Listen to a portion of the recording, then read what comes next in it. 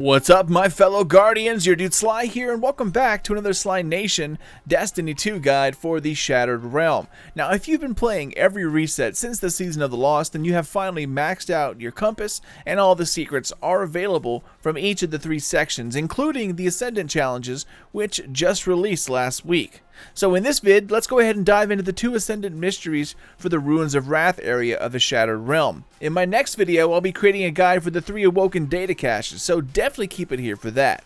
Each week, the Ascendant mysteries keep getting better and better, and this week is no different, as they are definitely my favorite so far. But enough talk, y'all, let's get to it. So just like the other area, the Ascendant mysteries are triggered by the beacons. So make your way to the first beacon within the Ruins of Wrath and go ahead and align it or activate it. I have to give Bungie a round of applause because the Vex Mythic class guys is just so effing good these days.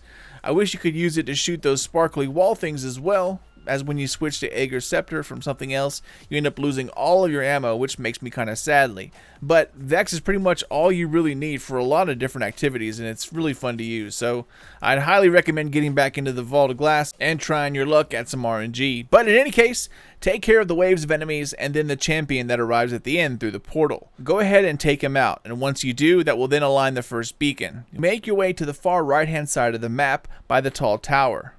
Once you do, watch out for the Hive tomb ship in the air. It constantly bombards you with purple balls of fury. So when it comes out, just simply fight off the enemies from cover and wait for it to disappear.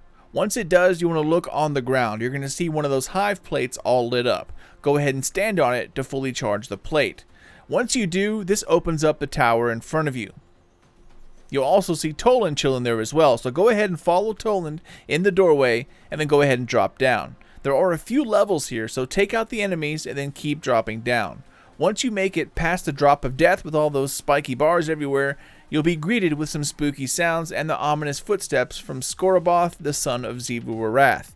Now he is pretty slow as long as his shield's up, so don't worry about him that much, unless of course his shield's down and you're doing damage. He becomes pretty quick then. But be sure to grab the chest that's in this area, and also an Awoken data cache is here too.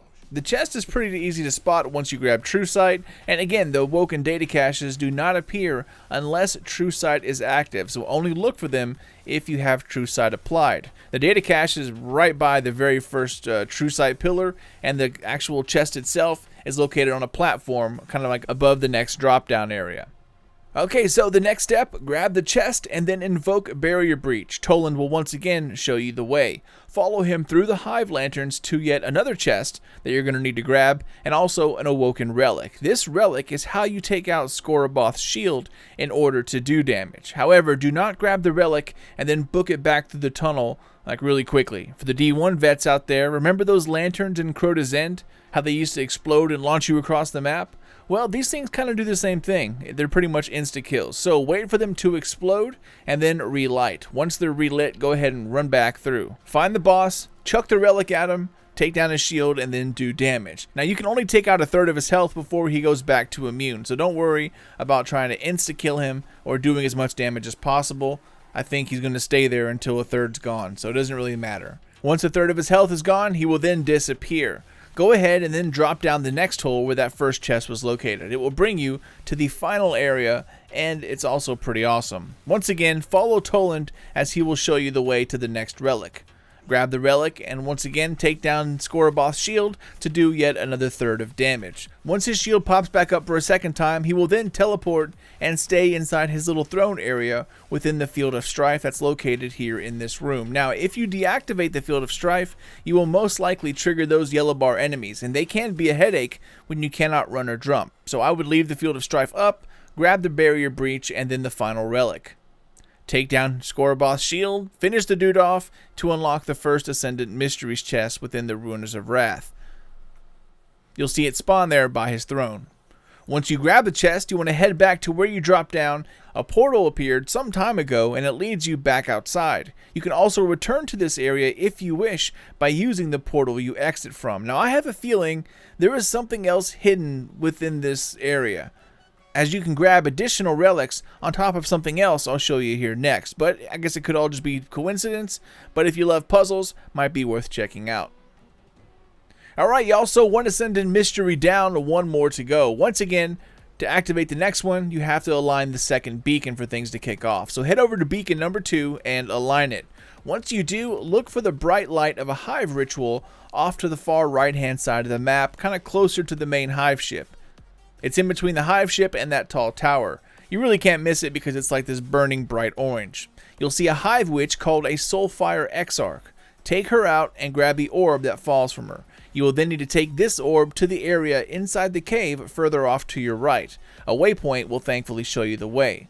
Now before you deposit the orb in the cauldron, look at the hive ruins on the pillars in front of you. You can actually shoot them and hit markers as well as damage numbers come up. I don't know if there's some kind of order you can shoot them along with maybe, the orb that you had before, but it seems like there might be something here, or it could just be leftover, coding from these ruins back when on the moon when we used to shoot them to make those chests spawn. I have no idea if this is a mistake or something's actually to it, but again, if you love puzzles, it might be something to check out. Anyway, once you make it inside this cave, go ahead and deposit the orb, and then a bunch of portals will show up in a circle around you.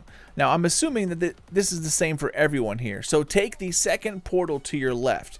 If you're looking at the path straight ahead that goes kind of uphill, it's 2 portals to your left. It kind of has that circle or hamburger symbol on it. The hamburger. Now, the idea here is pretty straightforward, guys. You'll need to enter the portal, kill the Exarch or the witch, and then make your way back to the start. You then need to grab the orb from the lit cauldron and then return to the same area to light the path with the orb to continue further. Once you light the path, another set of portals will then spawn at that location. One portal will lead onward, the other 2 lead back to the start. Every time you get to a new area, you then kill the Soulfire Exarch. You need to return to the start to grab an orb, and then return through the portals until you reach the one where the orb needs depositing. Now, there are only 3 witches after the first main one that starts the mystery. You take the circle symbol portal first, then at the next set of 3, it's going to be the middle portal, then at the next set, it's going to be the right portal. Each time you advance to a new area, you need to go back to the beginning and bring an orb with you. Run through all the portals again so you can light the path at your furthest point. Now before you finally reach the end area is close to where the second beacon is located. So drop the Exarch and she will then drop an orb at that location, which you can then use to light the final plate over there in the distance, which opens the final portal. It teleports you to a faraway island that's covered in a field of strife. Now, if you're like me and you love exploring, you probably already thunder crashed your way to this island a few weeks ago, but this time you can actually grab the chest and it counts for something. So make your way up the path and activate True Sight. You want to jump across the platforms and confront the final witch. Once she's taken care of, the Ascendant chest will spawn in, and congrats, my friend, that is the second mystery taken care of for this week. Now before I go, there is one more thing to remember. The second to last portal will bring you to the top of the tall tower where the first Ascendant mystery was located. Now there are no True Sight markers here, so when you have the orb and you're running throughout all the portals, be sure to drop down like you see here in this video and grab True Sight with the orb in hand, then run through the right portal. Once you do, find the Ascendant platforms quickly before time runs out, and they will then lead you to a level below the top in which an Ascendant anchor along with a chest can be found. And of course, this unlocks one of the hidden triumphs. Now, I'm not sure if you can grab this chest simply by jumping down, but most of the time these chests are hidden without True Sight, so it's easier to just do it the right way. Once you grab the chest, make your way back up top before True Sight runs out, and then use the portal to continue finishing the mystery.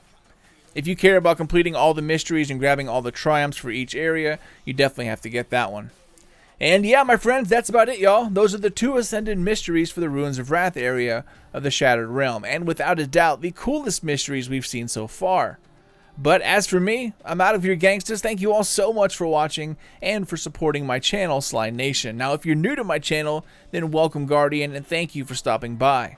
Subscribe for more Destiny 2 Season of the Lost and Witch Queen videos. Spank the thumbs up or down if you liked, loved, or hated this vid, and if you wish to get in touch, business or otherwise, SlyNationGaming67@gmail.com, or feel free to check me out over on the socials at Sly_Nation on Twitter, Sly Nation Gaming on Facebook. Be sure to check out my other Destiny 2 guides as well as my New World MMO vids, which will be coming out here soon. But until then, this is your dude Sly, and I'll see you all next time.